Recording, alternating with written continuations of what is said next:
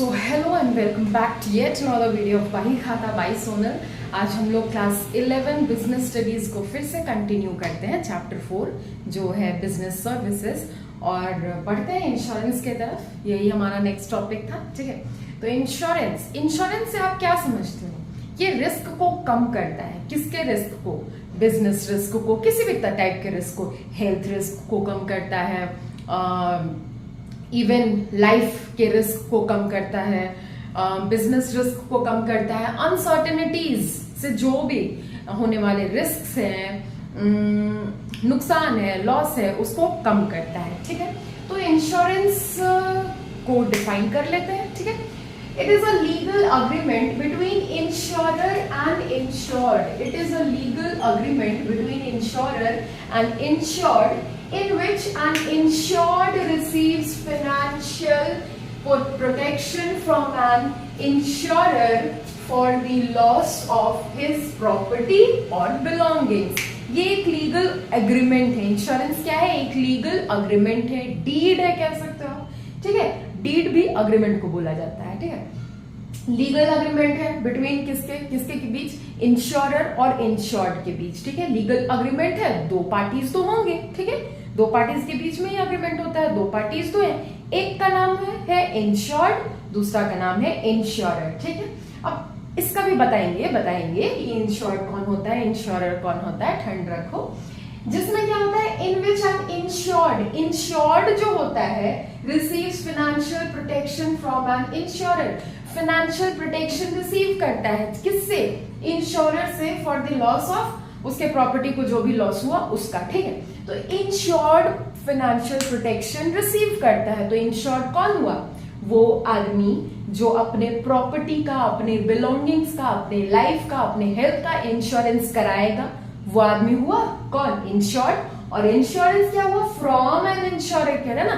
Insurer इसको financial protection provide करेगा insured को। तो इंश्योरर कौन हुआ? इंश्योरेंस कंपनी हुआ इंश्योरर, ठीक है। ये तो था मीनिंग, डेफिनेशन ऑफ इंश्योरेंस। अब कुछ टर्म्स हैं, basic terms related to insurance, जैसे इंश्योरर हो गया, इंश्योर्ड हो गया, हैपनिंग ऑफ इवेंट हो गया, और क्या, अग्रीमेंट तो है ही, ठीक है।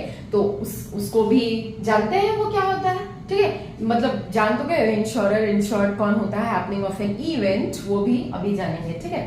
तो इसका मतलब लिख दें, पॉज कर लेते हैं, है ना, क्योंकि वीडियो फिर बहुत ज्यादा लेंदी हो जाता है, बोरिंग हो जाता है।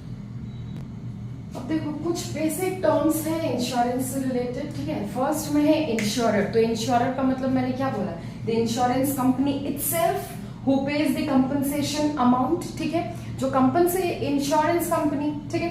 इंश्योरेंस कंपनी क्या कहलाएगा? इंश्योरर कहलाएगा, ठीक है। जो कंपनसेशन अमाउंट पे करेगा। अब कंपनसेशन अमाउंट क्या होता है? तो कंपनसेशन अमाउंट वो अमाउंट होता है जो लॉस या फिर कुछ दुर्घटना हो जाने के बाद इंश्योरेंस कंपनी जो अमाउंट पे करती है, ठीक है, उस बंदे को, इंश्योर्ड को, जिसने इंश्योरेंस कराया था, उस अमाउंट को बोला जाता है कंपनसेशन अमाउंट, ठीक है।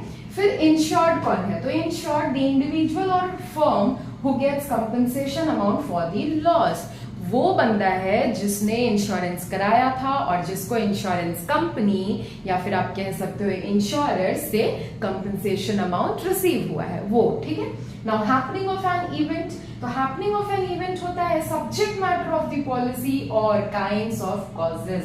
जो सब्जेक्ट मैटर का इंश्योरेंस आपने कराया था, मान के चलो आपने फायर इंश्योरेंस कराया था, ठीक है। तो फायर इंश्योरेंस, आग लगने से होने वाला नुकसान आपका हैपनिंग ऑफ एन इवेंट हुआ, ठीक है। मरीन इंश्योरेंस कराया था आपने, तो पानी से जो भी नुकसान हुआ वो हैपनिंग ऑफ एन इवेंट हुआ, समझ रहे हो, ठीक है। फिर प्रीमियम है। तो premium amount paid to the insurer quarterly, half yearly. Insured जो होता है वो इंश्योरर को कुछ amount regular basis, quarterly, half yearly, monthly basis में पे करता है, ठीक है। किसको? इंश्योरेंस कंपनी को। उस अमाउंट को बोलते हैं प्रीमियम, ठीक है। उस अमाउंट को प्रीमियम बोलते हैं, half yearly by the insured भी लिख सकते हो, ठीक है। प्रीमियम और कंपनसेशन अमाउंट में कंफ्यूज्ड मत होना। प्रीमियम अमाउंट होता है वो अमाउंट जो ऑन रेगुलर बेसिस इंश्योर्ड पे करता है इंश्योरेंस कंपनी को, इंश्योरर को, ठीक है। और कंपनसेशन अमाउंट वो अमाउंट होता है जो इवेंट हो जाने के बाद, मतलब दुर्घटना हो जाने के बाद इंश्योरेंस कंपनी मतलब इंश्योरर पे करती है इंश्योर्ड को, ठीक है। That total sum of money is called compensation amount. अब ये थे कुछ basic terms related to insurance. अब नेक्स्ट टॉपिक है हमारा प्रिंसिपल्स ऑफ इंश्योरेंस, ठीक है।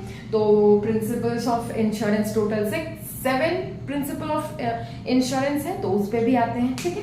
अभी इसको नोट डाउन करो जल्दी से।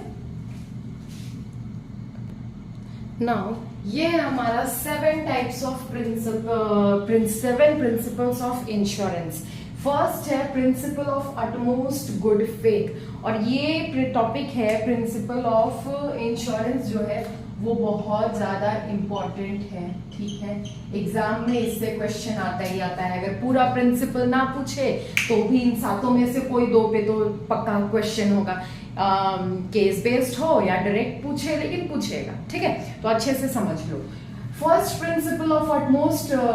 प्रिंसिपल ऑफ इंश्योरेंस है principle of utmost good faith, ठीक है। इसके बारे में देखो नोट्स प्रोवाइड कर देंगे, कब, लास्ट वीडियो जब भी इस चैप्टर का आएगा तब, ठीक है। तो नोट्स तभी बना लेना, ठीक, जब ये पीडीएफ मिल जाएगा तब। अब ये सुन लो, बात करते हैं केवल, ठीक है। तो फर्स्ट प्रिंसिपल है principle of utmost good faith. तो इसका मतलब होता है अटमोस्ट गुड फेथ, है ना।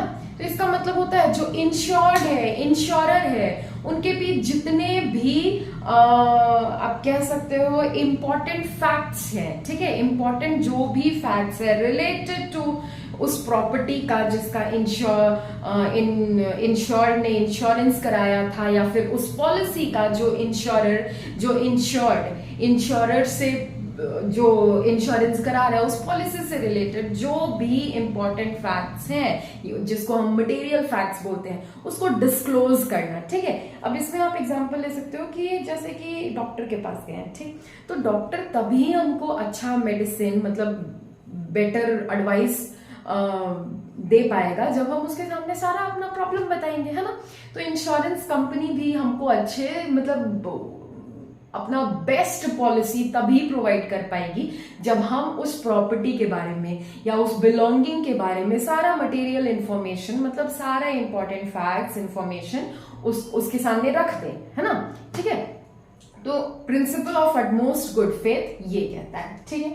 नाउ सेकेंड है प्रिंसिपल ऑफ इंश्योरेबल इंटरेस्ट। तो इंश्योरेबल इंटरेस्ट मतलब होता है कि जो आदमी मतलब कि इंश्योरेंस जिस भी चीज का करा रहा है उस चीज से इसका इंश्योरेबल इंटरेस्ट होना चाहिए, मतलब कनेक्शन होना चाहिए, ठीक है। बिना कनेक्शन के इंश्योरेंस हम किसी भी चीज का नहीं करा सकते। ऐसा थोड़ी है कि हम यहाँ पे बैठे बैठे किसी और की कंपनी का इंश्योरेंस करा दिए और वेट कर रहे हैं वहां आग लगने का ताकि हमको पैसा मिले। ऐसा पॉसिबल है क्या? नहीं पॉसिबल है, ठीक है। तो उस प्रॉपर्टी से उस बिलोंगिंग से इंश्योर्ड का कनेक्शन होना चाहिए, इंश्योरेबल इंटरेस्ट होना चाहिए, ठीक है, इंश्योरेंस कराने के लिए। नाउ थर्ड बोलता है principle of indemnity. Principle of indemnity कहता है कि देखो इंश्योरेंस कोई प्रॉफिट मेकिंग के लिए नहीं करता है, ठीक है, कि आग लगा तो लगने देते हैं या फिर बैठ कर देखते हैं हमको पैसा मिलेगा, उस पैसे से हम प्रॉफिट मतलब उस पैसे को एज अ प्रॉफिट देख लेंगे, या फिर वैल्यूएशन ऑफ द बिलोंगिंग या फिर जो भी मेरा है बिलोंगिंग उसका 1 लाख है, हमने 1.5 लाख का 2 लाख का इंश्योरेंस करा दिया, वेट कर रहे हैं उसके बर्बाद होने का ताकि एक्स्ट्रा जो 50,000 है या 1 लाख है उसको एज प्रॉफिट हम एंजॉय कर पाए। नहीं होता है, ठीक है।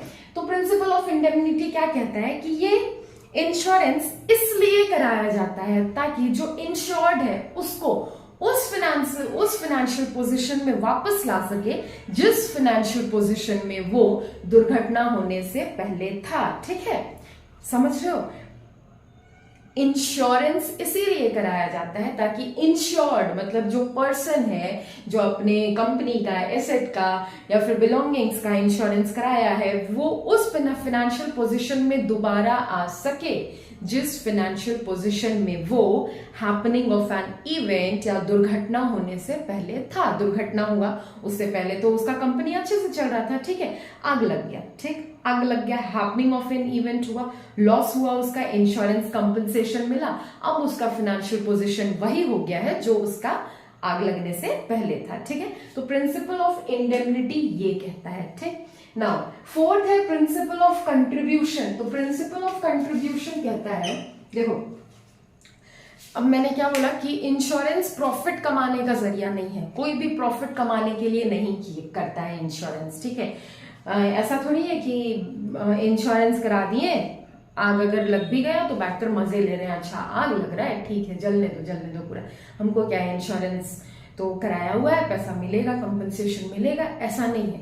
इंश्योरेंस कंपनीज जो है कुछ भी हैपनिंग ऑफ एन इवेंट के बाद तुरंत आपको आकर पैसा नहीं दे देती है, वो भी इन्वेस्टिगेट करती है, ठीक है।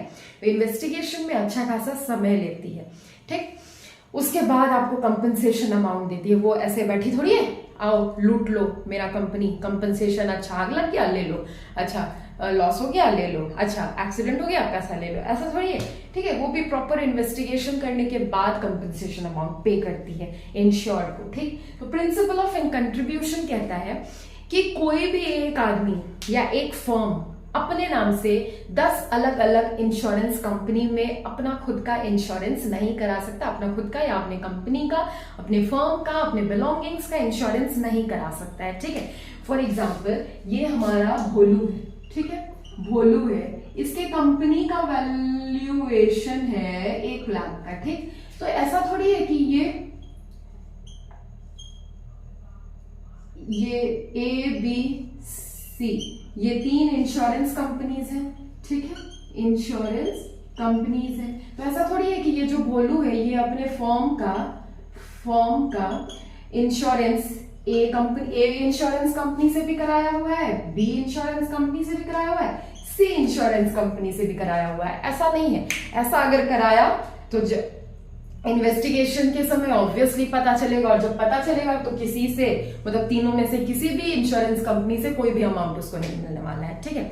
तो प्रिंसिपल ऑफ कंट्रीब्यूशन कहता है कि अगर 1 लाख का फर्म है और आप इंश्योरेंस मतलब एक से ज्यादा इंश्योरेंस कंपनी के पास से करा रहे हो, ठीक है, तो उसको टुकड़ा में उसको कंट्रीब्यूट करके करो, उसको टुकड़ा करके करो, ठीक है। मान के चलो कितना 50,000 का इंश्योरेंस इसने इंश्योरेंस कंपनी से कराया है, 25,000 का इसने बी इंश्योरेंस कंपनी से कराया है, और 25,000 का इसने सी इंश्योरेंस कंपनी से कराया है, ठीक है। तो अगर ऐसा हुआ और कोई इसके फॉर्म में कोई भी दुर्घटना हुआ, आग लग गया, कुछ भी हुआ, ठीक है, तो इस केस में क्या होगा कि 50,000 लायबल होगा ए कंपनी, मतलब 50,000 ए इंश्योरेंस कंपनी इसको कंपनसेट करेगा, 25,000 बी इंश्योरेंस कंपनी कंपनसेट करेगा, और 25,000 सी इंश्योरेंस कंपनी कंपनसेट करेगा, मिलाकर टोटल 1 लाख हो गया। ये होता है प्रिंसिपल ऑफ कंट्रीब्यूशन, ये कहता है, ठीक है। इसमें आप कंपनसेशन अमाउंट कैसे कैलकुलेट किया जाता है, तो उसका भी एक फॉर्मूला है, sum assured into actual loss divided by total sum insured। total sum insured मतलब ये जो total sum insured हुआ है, ए कंपनी से 50,000, बी कंपनी से 25 और सी कंपनी से 25,000, ठीक है।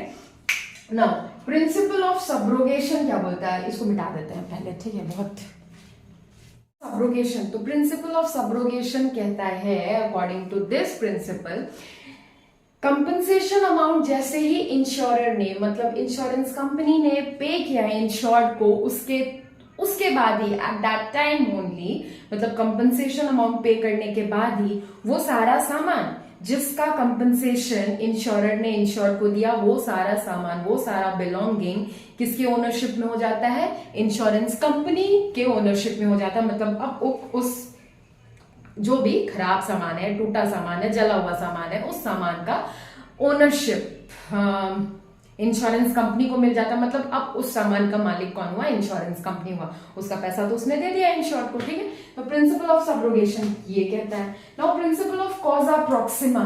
तो कॉजा प्रॉक्सिमा का मतलब यहाँ पे देखो, कॉजा प्रॉक्सिमा, ये कॉज देख रहे हो, कॉज टाइप का लग रहा है, लग रहा है ना, CAUSA, और कॉज का स्पेलिंग होता है CAUSE, ज्यादा फर्क नहीं है, ठीक है, तो हम वैसे समझ लेते हैं इसको। प्रिंसिपल ऑफ कॉजा प्रॉक्सिमा कहता है कि जिस रीजन के चलते या फिर जो हैपनिंग ऑफ एन इवेंट, जो कॉज मेंशन्ड है आपके पॉलिसी में, अगर उस कॉज के चलते लॉस हुआ है तो ही इंश्योरेंस कंपनी लायबल है कंपनसेशन अमाउंट पे करने के लिए, नहीं तो वो पे नहीं करेगी, ठीक है। अब इसका मतलब कि अगर फायर इंश्योरेंस हमने कराया है, ठीक है, अपने फर्म का फायर इंश्योरेंस कराया है, और आग लग रहा है किसी और रीजन के चलते, ठीक है, मान लो बाढ़ आ गया, अर्थक्वेक आ गया, एक्सेट्रा, कोई भी रीजन, ठीक है, मतलब आग रीजन नहीं है, जो भी लॉस हुआ उसका, ठीक है, तो इस केस में इंश्योरेंस कंपनी बिल्कुल लायबल नहीं है उस कंपनसेशन, उसको कंपनसेट करने का, उस लॉस को कंपनसेट करने का, ठीक है। कॉज वही होना चाहिए जो कॉज पॉलिसी में मेंशन किया हुआ है। तो कॉजा प्रॉक्सिमा का मतलब आप कॉज से भी समझ सकते हो, ठीक है, कॉज, ठीक, सेम होना चाहिए पॉलिसी में जो मेंशन किया हुआ है और एक्चुअल कॉज जो है हैपनिंग ऑफ एन इवेंट का, ठीक है। 6 प्रिंसिपल हो गया ना। 7 है principle of mitigation of loss. तो मिटिगेशन ऑफ लॉस कहता है कि अगर मान के चलो इंश्योरेंस कराया भी हुआ है आपके फर्म का या फिर आपके बिलोंगिंग्स का, तो फिर भी आपको उसका पूरा केयर करने का आपका रिस्पॉन्सिबिलिटी है। ऐसा थोड़ी है कि चलो इंश्योरेंस कराया हुआ है जलने देते हैं, इंश्योरेंस कराया हुआ है भाड़ में जाए, है ना, ये पैसा तो मिलेगा, ऐसा नहीं है। इस बात का भी अगर पता चला इंश्योरेंस कंपनी को कि आप बस बैठकर देख रहे थे तमाशा, आपने कुछ नहीं किया, इंश्योरेंस कंपनी कोई कंपनसेशन नहीं देगा, ठीक है। इसीलिए यही सब इंस्पेक्ट किया जाता है कंपनसेशन अमाउंट पे करने से पहले, ठीक है। मिटिगेशन ऑफ लॉस, हाँ जी, आप वैसे ही उस बिलोंगिंग का, उस फर्म का टेक केयर करो जिस तरह से आपने तब केयर किया था जब उसका इंश्योरेंस नहीं कराया था, ठीक है। तो इन 7 प्रिंसिपल ऑफ इंश्योरेंस का मतलब समझ में आया, ठीक है। नोट्स का टेंशन मत लो, अभी मतलब समझ लो नोट्स इस चैप्टर के जो लास्ट वीडियो आएगा उसमें मैं लिंक प्रोवाइड कर दूंगी, ठीक है। और टेलीग्राम चैनल से जाकर नोट्स भी कलेक्ट कर लेना और नोट्स बना लेना अच्छा से, ठीक है। तो ये था 7 principles of insurance. Now video को बहुत ज्यादा लेंथी ना बनाते हुए यहीं पे थम जाते हैं और मिलते हैं कल, मतलब नेक्स्ट वीडियो में with next topic of insurance. तो अभी खत्म नहीं हुआ है, टाइप्स ऑफ इंश्योरेंस बाकी है, तो इंश्योरेंस टॉपिक के साथ ही मिलते हैं, ठीक है। टिल देन क्लास 11 में अभी आप थोड़े से नए हो, मतलब थोड़े से पुराने हो गए हो, मगर हम अभी भी नए हैं। तो साथ मिलकर पढ़ते हैं, सीखते हैं, समझते हैं और एंजॉय करते हैं अपनी जर्नी को। चलो बाय।